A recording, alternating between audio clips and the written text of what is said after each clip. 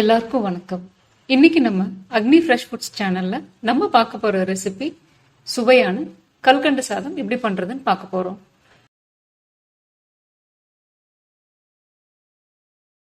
ஒரு குக்கர் எடுத்துக்கோங்க. அதுல 3 டம்ளர் தண்ணி சேர்த்திருக்கேன். இப்ப தண்ணி லைட்டா கொதிச்சு வந்ததும் நம்ம ஊற வச்ச அரிசியும் பருப்பையும் இதோட சேர்த்துக்கலாம்.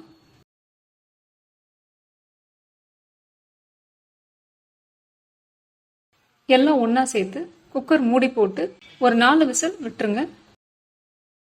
இப்போ 4 விசில் வந்துருச்சு. அரிசியும் பருப்பும் நல்லா வெந்து வந்துருச்சு. இதை ஒரு கரண்டி வச்சு நல்லா மசிச்சு விட்டுக்கோங்க.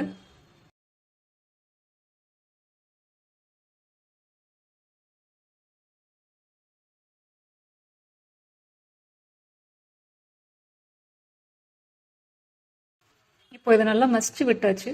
நம்ம அரிசியும் பருப்பும் சேர்த்து இதுல 1 டம்ளர் எடுத்திருக்கேன். அந்த அளவுக்கு 1.5 டம்ளர் கல்கண்டு நமக்கு தேவைப்படும்.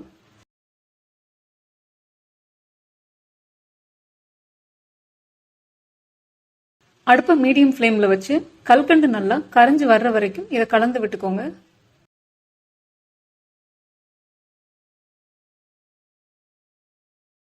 கால் ஸ்பூன் ஏலக்காய் தூள் சேர்த்திருக்கேன்.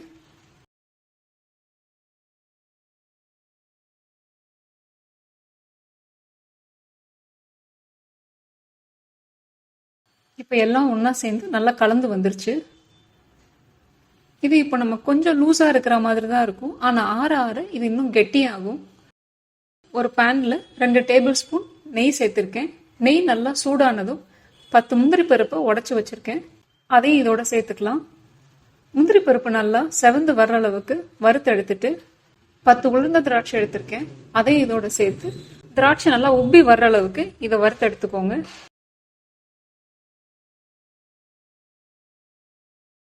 இப்போ இது எல்லாத்தையும் நம்ம மசிச்சு வச்ச கல்கண்டு பொங்கலோட சேர்த்து கலந்து விட்டீங்கன்னா இது சர்வ் பண்றதுக்கு ரெடி ஆயிடுச்சு. இது ரொம்ப ஈஸியா 10ல இருந்து 15 நிமிஷத்துல செஞ்சு முடிச்சிடலாம். இதை நீங்களும் உங்க வீட்டுல ட்ரை பண்ணி பாருங்க. நம்ம வீட்டுல ஏதாவது சின்ன விசேஷம்னாலே சக்கரை பொங்கல், ரவா கேசரி, சேமியா கேசரி இந்த மாதிரி தான் செஞ்சிருப்போம். கொஞ்சம் வித்தியாசமா இனிமே ஏதாவது விசேஷம்னா இந்த மாதிரி செஞ்சு பாருங்க.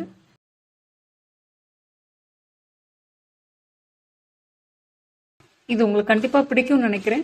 உங்கள் ஃப்ரெண்ட்ஸுக்கும் ஃபேமிலிக்கும் இதை ஷேர் பண்ணுங்க. அக்னி ஃப்ரெஷ் ஃபுட்ஸ் சேனலுக்கு சப்ஸ்கிரைப் பண்ணிக்கோங்க. வீடியோ பார்த்ததுக்கு ரொம்ப நன்றி.